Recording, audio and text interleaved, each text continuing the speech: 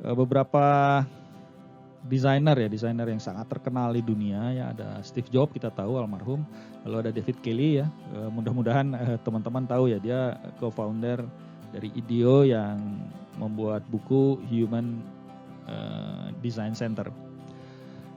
Yang ingin saya sampaikan di sini adalah desain pada masa kini itu adalah sesuatu yang difikirkan, jadi bukan satu kebetulan ya, tapi satu kebenaran ya. Jadi kita lihat Steve Jobs menyatakan desain itu bukan hanya apa yang terlihat dan terasa, tapi bagaimana sesuatu itu bisa bekerja. Dan komunikasi visual itu bukan yang terlihat dan terasa, tapi bagaimana komunikasi itu teralihkan dengan baik ya. Jadi bisa bekerja itu tidak harus dalam konteks teknologi, tapi juga dalam konteks alih pengetahuan itu, alih informasi itu. Dan komunikasi visual selalu bicara sesuatu yang bisa bekerja, komunikasi yang bisa dicerap, komunikasi yang bisa tersampaikan ya. Nah, itu bedanya desain kita dengan desain-desain lain. Jadi desain komunikasi visual itu selalu bicara bagaimana komunikasi itu bisa bekerja. Kemudian David Kelly dia menerangkan bahwa kita harus segera berubah ya dari cara berpikir kita sebagai perancang menjadi berpikir sebagai pemikir desain. Jadi bukan hanya sebagai pembuat, sebagai yang terampil membuat sesuatu, tapi juga menjadi satu keahlian, satu fenomena bagaimana berpikir sebagai seorang desainer. Pak Priyanto Sunarto, salah satu tokoh desain grafis Indonesia. Beliau seringkali mengajarkan di kelas bahwa berpikir itu harus tidak biasa, harus menyentil, harus mengejutkan. Karena kalau dibayangkan otak adalah cangkir, itu harus dipenuhi.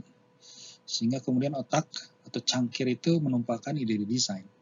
Justru karena kita berpikir tidak biasa.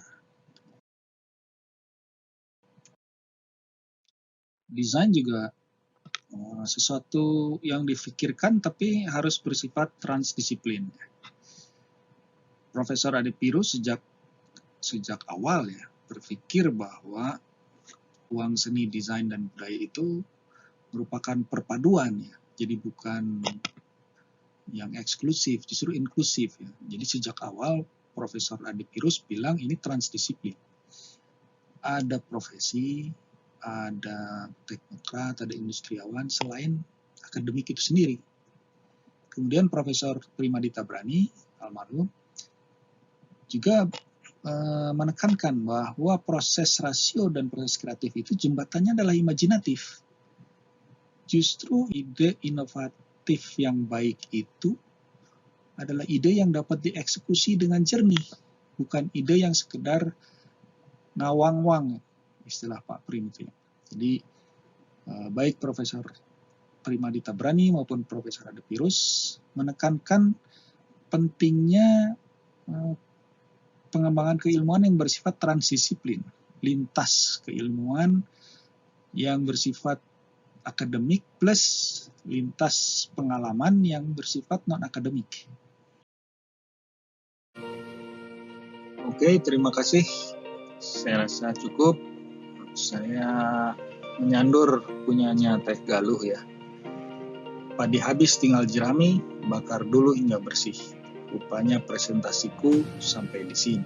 Cukup sekian dan terima kasih. Keren.